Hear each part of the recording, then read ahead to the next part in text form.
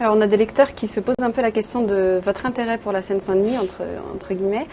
D'abord en vous demandant, vous avez d'abord été député du Vaucluse et ensuite de la Seine-Saint-Denis. Est-ce que ce n'est pas un peu opportuniste?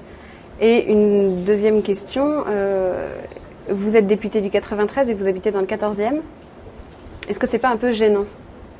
Alors, sur la première question, c'est vrai que j'ai été élue en 1997 députée du Vaucluse, avec 50 voix d'avance.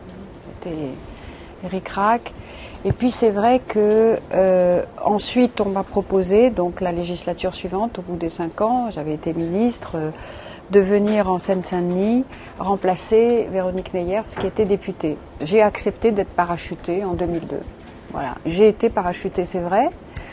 Mais après tout, ce parachutage s'est pas si mal passé, puisque en juin dernier, j'ai été réélue avec 60% des voix dans chacune des 3 villes de ma circonscription. Donc j'ai eu le sentiment, moi, d'abord, d'avoir été adoptée par les Séquagno-Denysiens.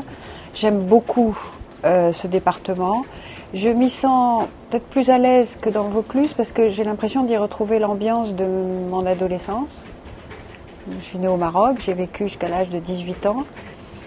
Voilà, il y a beaucoup de populations qui viennent de l'autre côté de la Méditerranée et je me sens bien là-bas et ça doit se voir puisque, encore une fois, mes électeurs ont souhaité que je continue à les représenter à l'Assemblée nationale.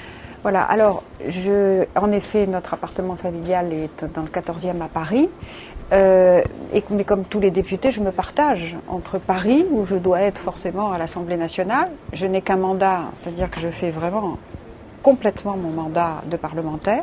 J'en ai qu'un, je suis contre le cumul des mandats. J'en ai qu'un, je suis contre le cumul des mandats. J'en ai qu'un, je suis contre le cumul des mandats.